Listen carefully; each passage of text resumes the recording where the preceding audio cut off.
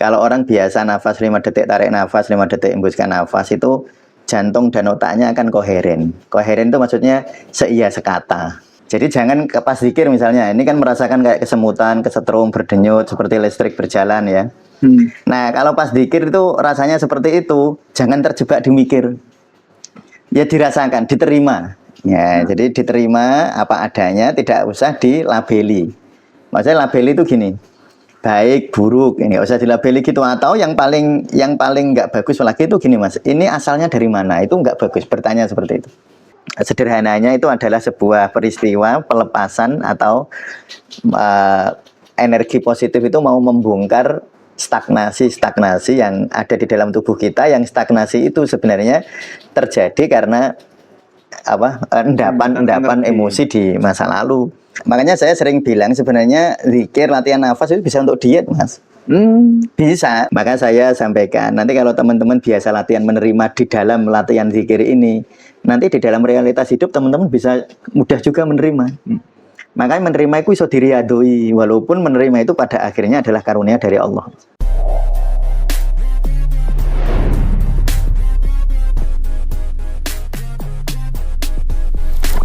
Assalamualaikum warahmatullahi wabarakatuh. Waalaikumsalam. Teman-teman sufi semua, alhamdulillah kita bisa berjumpa lagi. Di kesempatan kali ini saya akan membahas pertanyaan-pertanyaan dari teman-teman yang mengikuti pelatihan kepekaan energi zikir ya, yang sudah kita mulai hari Ahad kemarin. Ada banyak sekali pertanyaan maupun ungkapan-ungkapan atau sensasi-sensasi yang unik-unik yang dirasakan oleh teman-teman.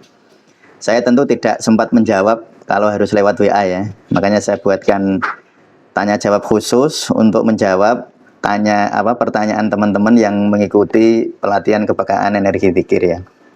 Ya baik, silahkan dibacakan Mas Fatih pertanyaannya. Oke. Untuk pelatihan nafas 55, apakah diperkenankan menerapkan nafas 55 dalam latihan A1, A2 dan A3? Matur nuwun. Itu bagus banget. Ya, jadi kalau teman-teman pas latihan A1 atau latihan relaksasi menggunakan nafas 55 baik sekali itu. Atau teman-teman pas latihan A2 ya, latihan A2 yaitu latihan ya, kalau latihan A2 memang latihan nafas 55 ya. Ya, terus latihan A3 waktu menyadari dan mensyukuri. Nah, itu teman-teman menggunakan nafas 55 sangat baik ya. Jadi yang punya aplikasi bisa mengatur ritme napas atau irama napas, nanti silahkan dipakai nafas 55 ya, itu sangat baik sekali. Walaupun tidak semua orang nyaman dengan nafas 55 ya. Ya tidak semua nyaman karena ada beberapa yang justru merasakan ketidaknyamanan. Tetapi kalau jenengan atau peserta merasakan nyaman dengan nafas 55, maka itu sangat baik saya kira. Itu nafas 55 itu adalah nafas koherensi otak jantung mas.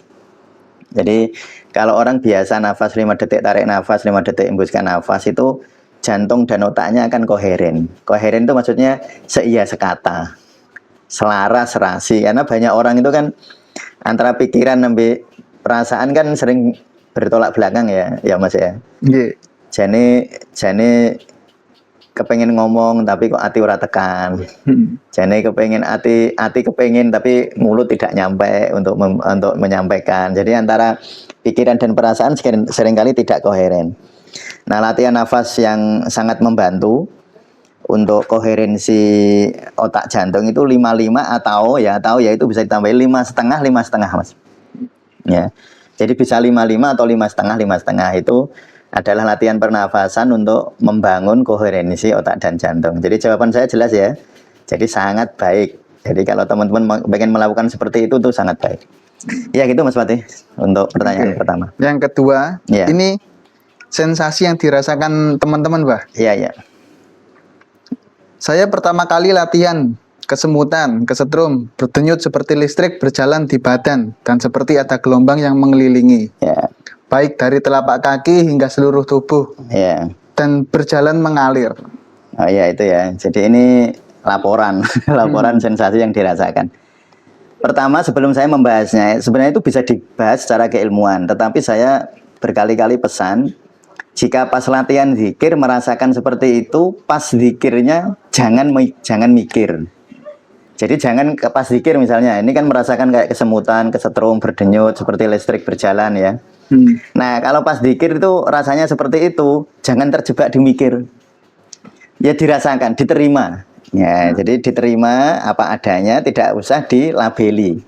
Maksudnya labeli itu gini, baik, buruk, ini nggak usah dilabeli gitu. Atau yang paling nggak bagus lagi itu gini mas, ini asalnya dari mana? Itu nggak bagus, bertanya seperti itu. Nanti dia terjebak, bukan pertanyaannya salah, tetapi dia jadi keluar dari ruang dimensi zikir. Nah, zikir itu kan orang mikir. Lah kok malah mikir, berarti kan dia keluar dari dimensinya. Jadi keluar dari dimensi zikir. Nah, kalau mau mikirnya setelah zikir sih nggak apa-apa. Misalnya kayak gini. Nah, jadi ceritanya itu sebenarnya begini ya. Sensasi-sensasi yang akan teman-teman rasakan ketika latihan kepekaan energi zikir itu sangat subjektif. Dan seringkali tidak bisa dianalisis pasti. Maksudnya, iki mesti karena ini, gitu nggak bisa. Kalau dikira-kira bisa. Ya, dikira-kira itu bisa. Jadi sebenarnya kan orang itu ketika rileks, ini kalau kita bahas dari teori saraf otonom ya mas ya. Orang itu ketika rileks itu akan terjadi saraf parasimpatis. Nah, ketika saraf parasimpatisnya dia lebih dominan daripada saraf simpatis, dia akan tenang. Tetapi seringkali ada stagnasi energi. Nah, ini sebenarnya bisa dijelaskan melalui buku teori meridian mas ya. Jadi tolong mas Fatih, saya diambilin boneka itu. Oh iya. Boneka akupunktur. Ya, jadi di dalam tubuh kita itu kan ada jaring-jaring energi semacam ini ya. Ini kan jaring-jaring energi. Tanpa kita sadari, stres-stres di masa lalu, ya itu menghambat energi. Misalnya contoh ya, Mas Fatih pernah mau mukul orang, tapi nggak jadi. Marah ya, marah itu bukan hanya di otak mas.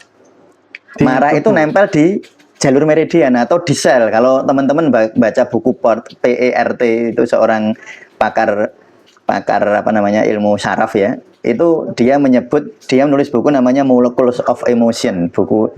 Jadi dia mengatakan bahwa emosi itu nempel di sel, terutama di sel-sel pencernaan dan sel-sel kekebalan tubuh mas. Itu kalau Pot itu bilang begitu ya.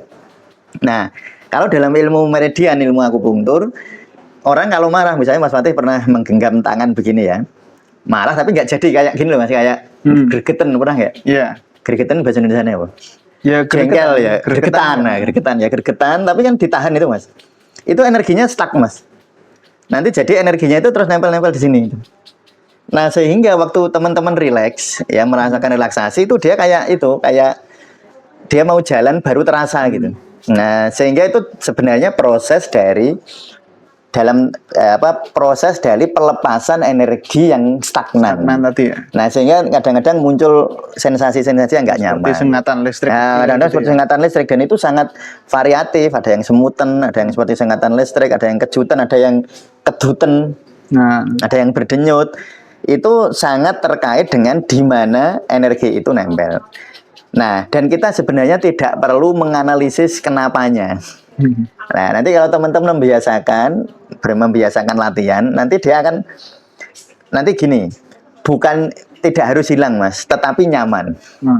Jadi misalnya kalau saya sudah membiasakan diri latihan ya, jadi kalau saya latihan lalu saya seperti semutan atau ada getaran, nah, misalnya kayak gini langsung ada getaran yang terasa, tapi nyaman. Nah kan semutan itu kan ada yang nggak nyaman orang itu. Ada yang semutan nyaman. Kalau semutannya itu adalah hasil dari relaksasi. Kan ada semutan itu karena misalnya orang gulanya tinggi ya semutan. Semutannya biasanya nggak nyaman ya. Tapi kalau semutan karena relaksasi itu bisa sangat baik ya. Jadi saya kira gitu ya pertanyaan jawaban. Jadi ada laporan kalau latihan kesemutan, kesetrum, berdenyut itu adalah sederhananya itu adalah sebuah peristiwa pelepasan atau energi positif itu mau membongkar stagnasi yang ada di dalam tubuh kita. Yang stagnasi itu sebenarnya terjadi karena endapan emosi di masa lalu. Makanya Rasulullah itu nate dawuh setan itu mengikuti aliran darah. Nah, itu sebenarnya. Depan emosinya. Iya, karena memang emosi itu nempel di darah. Bahkan sekarang itu ya, leukosit kita sel darah putih Mas ya. Leukosit itu sel darah putih. Leukosit, makrofag, limfosit itu sel kekebalan tubuh ya. Di dalam permukaan sel kekebalan tubuh itu ada reseptor untuk kesenangan, kegembiraan, kejengkelan itu ada. Maka orang itu kalau sedih kekebalan tubuhnya kacau Mas. Orang kalau marah, kecewa, jengkel itu langsung mempengaruhi sel kekebalan tubuh. Nah, itu ya. Jadi ilmu-ilmu semacam itu sebenarnya bisa menjelaskan sedikit banyak, bisa menjelaskan sensasi-sensasi semacam ini. Ya baik gitu Mas Fatih. Ada lagi pertanyaan? Oke, selanjutnya ini sensasi yang dirasakan lagi Pak Ya. dari teman-teman pelatihan. Ya. Latihan pertama perut sampai bunyi. Yang berarti latihan A1 perutnya bunyi karena lapar Pak. Lalu selesai 3 sesi jadi kenyang. Kenyang apa? Kenyang napas. Ya betul, tapi kenyang betul. Ini sangat logis ya. Nah, ini sangat, makanya saya sering bilang sebenarnya zikir latihan nafas itu bisa untuk diet Mas. Bisa. Kan saya dulu pernah nulis ya, memang buku belum saya terbitkan ya. Buku tentang diet. Diet paling bagus itu bukan hanya diet makanan itu, kalau dibandingkan dengan diet nafas itu lebih kuat diet nafas daripada diet makanan ya. Nah, makanya latihan diet nafas itu sangat baik kalau program-program seperti ini ya. Jadi ini kan sebenarnya gini, lapar itu kan ada dua. Lapar emosional sama lapar fisiologis ya kan. Nah, lapar fisiologis itu sering terjadi kalau orang stres, saraf simpatisnya naik Mas. Maka ada orang kalau marah cari makanan dia. Karena gini, ini saya kasih contoh ya, ini hal-hal unik ini sering terjadi Mas. Orang itu misalnya ya, dia itu sebenarnya pengen ngomong, tapi karena takut, ya dia pengen ngomong. Misalnya Mas Fatih ini sama saya nih, mau ngomong sama saya, mau protes lah. Nah, Mas Fatih nggak enak sama saya, mau protes. Kan mulutnya kan sakjane pengen ngomong tapi ditahan Mas. Nanti efeknya apa? Gerakan ini itu meminta ganti. Nah, akhirnya Mas Fatih cari makanan kalau marah itu. Karena, nah iya, jadi gerakan mulut itu diganti dengan makanan. Mas Fatih sering lihat kalau main bola, banyak coach sepak bola ya. Makan permen karet. Makan permen karet dia. Karena dia kalau stres memang kalau digerakkan mulutnya itu dia merasa lebih nyaman. Atau kalau dulu saya misalnya main sepak bola, karena saya itu kan bagian depan kalau main sepak bola. Nah, kalau pas diserang saya kan di depan sendirian gitu Mas. Saya kan ngemut rumput. Saya ambil rumput, saya ini. Itu untuk mengurangi kecemasan. Makanya sebenarnya orang itu kalau cemas selalu banyak makan, itu bukan makanannya yang dia perlukan Mas, gerakan mulutnya sebenarnya. Nah, itu gerakan mulutnya yang dia perlukan.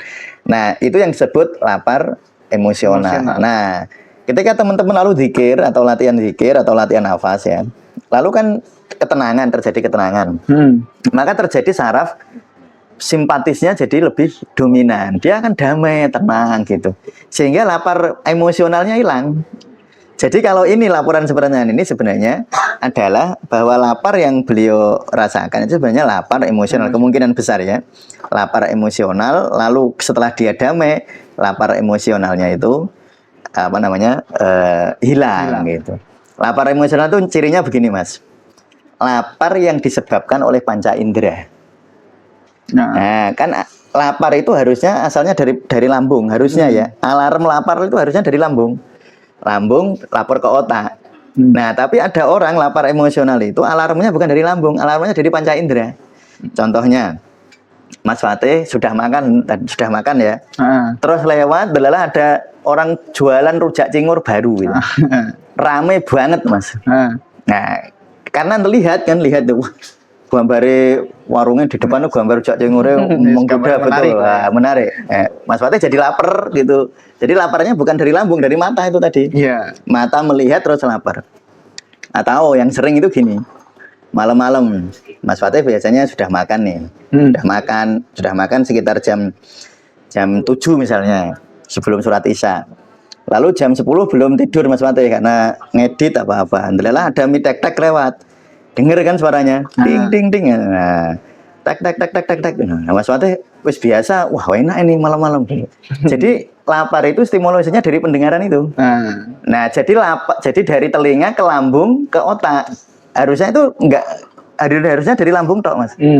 Tapi tadi ya dari mata ke lambung ke otak, dari telinga ke lambung ke otak. Ada juga dari pembauan yang paling sering tuh.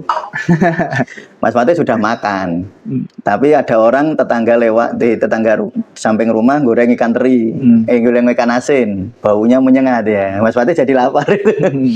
Nah itu lapar-lapar yang ditimbulkan oleh panca indera. Nah itu akibat, itu yang disebut lapar emosional. Nah yang terjadi seperti ini itu berarti zikirnya menimbulkan kedamaian, lalu dari damai itu saraf simpatisnya jadi turun, saraf parasimpatisnya naik, lalu emosi yang memunculkan rasa lapar hilang.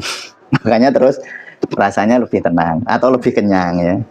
Ya gitu Mas Fatih untuk pertanyaan itu. Oke. Ya. Kita lanjut pertanyaan selanjutnya apa? Ya monggo. Ya. Saat A3 atau latihan A3. Latihan A3 ya. Saya yang sedang perjalanan dipanggil masuk kereta. Saya masih lanjut dan merasakan sensasinya. Apakah itu benar atau akibat saya bergerak ya Tat? Ya nggak usah dianalisis ya benar atau tidaknya, karena ya bisa dua-duanya. Tapi yang jelas sambil merasakan sensasinya itu bagus. Jadi sebenarnya latihan kayak gitu tuh bisa sambil jalan Mas. Itu bisa. Kan tapi kalau pakai logika, hanya pakai intelektual sering tubrukan. Kan kemarin ada pertanyaan kalau nggak keliru ya. Kalau nggak keliru ada pertanyaan, kan bingung. Ini saya yang ngerasain afirmasi yang mana atau yang mana. Nah, kan ada di Zoom kan ada pertanyaan kayak gitu. Jadi orang itu kalau rileks dia bisa menganalisis banyak hal. Makanya orang itu kalau biasa rileks pinter Mas. Tapi kalau orang tegang itu nggak bisa numpuk dua hal. Kalau mau mikir ini ya mikir ini tok, ini tok. Makanya nanti insya Allah akan saya latih namanya kesadaran 360 derajat ya. Nanti ada latihan walaupun di buku itu nggak ada. Tapi nanti akan saya sisipkan ya namanya latihan kesadaran 360 derajat. Jadi ada orang itu semakin fokus kesadarannya sudutnya makin sempit Mas. Contoh saya lihat Mas Fatih sekarang kan fokus ya. Saya mesti gini, saya hanya lihat sudut ini Mas. Ya. Tapi ketika saya rileks, sangat rileks Mas. Nah, ketika saya mata sangat rileks ini dari sangat rileks, saya bisa melihat sebelah.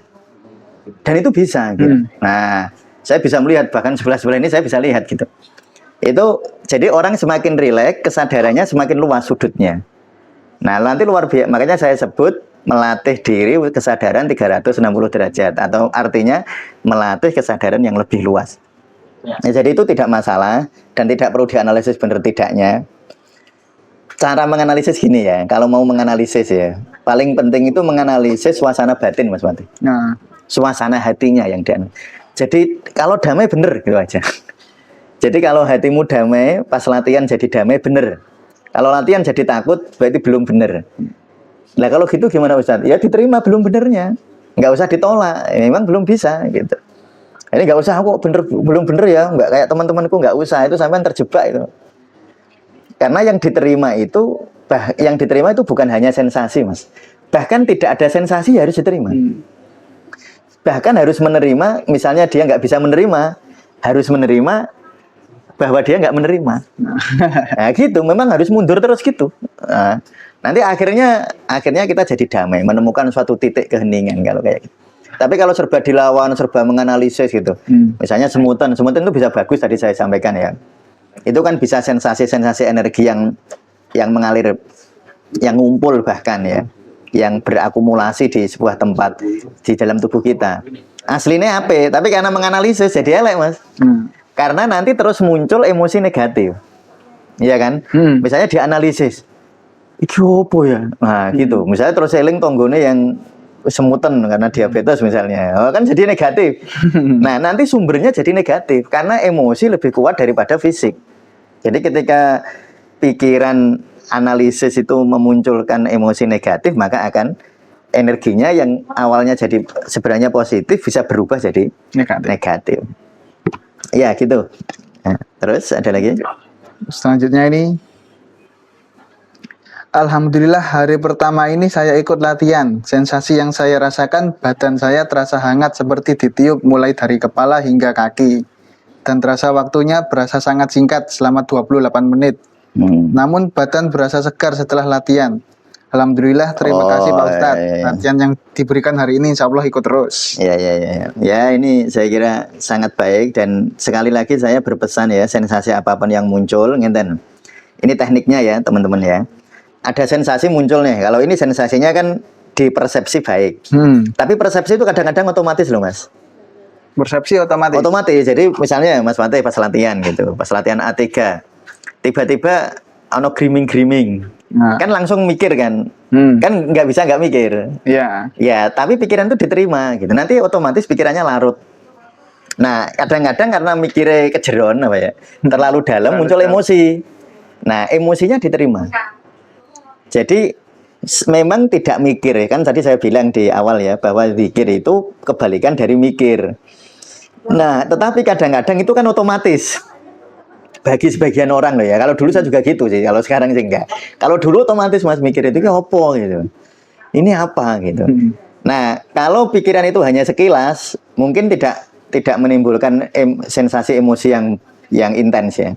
Tapi kalau pikiran misalnya terjadi semacam hentakan, misalnya kan saya pernah itu kayak ada hentakan, gitu, itu kan kaget. Kayak semacam kaget itu kan langsung mikir lalu ada negatifnya kan. Nah, itu diterima. Oh ya Allah, saya misalnya takut itu ya. Ya diterima, saya takut ya Allah gitu. Ya Allah, saya terima rasa takut ini. Ya Allah, saya terima rasa takut ini gitu. Ya, jadi nah kalau positif nerima kan gampang. Ya kan? Kalau kayak gini misalnya badan terasa lebih segar, waktu berlangsung terasa lebih singkat. Ini kan sangat enak. Diterimanya kan gampang, Mas. Ya, diterimanya gampang karena barang enak gitu. Tapi kalau yang kayak tadi misalnya semutan, ada kayak kesetrum, itu kan pikirannya kadang-kadang negatif ya. Muncul semacam letupan-letupan emosi negatif. Yang diterima emosinya. Maka saya sampaikan, nanti kalau teman-teman biasa latihan menerima di dalam latihan zikir ini, nanti di dalam realitas hidup teman-teman bisa mudah juga menerima. Makanya menerima itu iso diriadoi, walaupun menerima itu pada akhirnya adalah karunia dari Allah. Ya, jadi orang itu saya sering sampaikan, manusia itu tidak mungkin menerima. Egomu tidak mungkin menerima, tapi Allah itu bisa membuatmu menerima. Nah, itu yang selalu saya tekankan. Ya, baik gitu. Ada lagi, Mas? Oh, masih ada mungkin satu lagi ya? Iya. Sensasi yang sering muncul, ada tarikan kecil di dahi. Tiap tutup mata ada ketegangan bagian alis. Tutup mulut terasa tegang di bagian rahang. Ada ketegangan bagian leher belakang. Ini yang paling sering muncul. Ya itu sebenarnya kalau ya sekali lagi ketika itu muncul diterima apa adanya. Kalau terpaksa secara otomatis muncul emosi atau muncul pikiran, diterima emosinya. Muncul pikiran, diterima pikirannya. Muncul emosi, diterima emosinya. Nah, secara teori begini, Mas. Sebenarnya teorinya sama dengan awal tadi. Memang orang itu banyak tegang itu di sini, Mas. Makanya orang itu kan kalau marah atau itu kan cenderung kepengen gitu ya. Diungkapkan. Nah, ketika itu ditahan itu muncul di sini. Jadi terjadi stagnasi energinya di sini. Di rahang, ya kadang-kadang di dahi, kadang-kadang di sini. Apalagi kalau orang itu merasa beban hidupnya berat ya. Orang itu kalau merasa beban hidup saya berat itu seringkali di bahu itu rasanya tidak nyaman. Ya itu sebenarnya psikosomatis. Jadi merasa berat lalu diproyeksikan ke fisik, Mas. Nah itu ya. Nah tetapi bagaimanapun itu harus diterima karena itu cara tubuh sebenarnya. Jadi kita harus menghayati bahwa semua sensasi yang muncul pada saat kita latihan zikir atau zikir ya, itu sebenarnya cara tubuh untuk mencari keseimbangan baru. Ya saya ulang lagi ya, bahwa semua sensasi yang mungkin teman-teman rasakan itu sebenarnya adalah cara tubuh dan pikiran kita untuk mencapai homeostasis, mencapai keseimbangan baru, mencapai keseimbangan. Makanya harus diterima, biarkan dia bekerja gitu. Lah mikirnya aja kalau sudah selesai baru dipikir, baru dijelasin kayak gini. Ya, jadi saya kira gitu, Mas Fatih. Terima kasih. Pak, mungkin aku nambahin satu, Pak. Oh iya. Buat yang sering ditanyain teman-teman di grup latihan ya.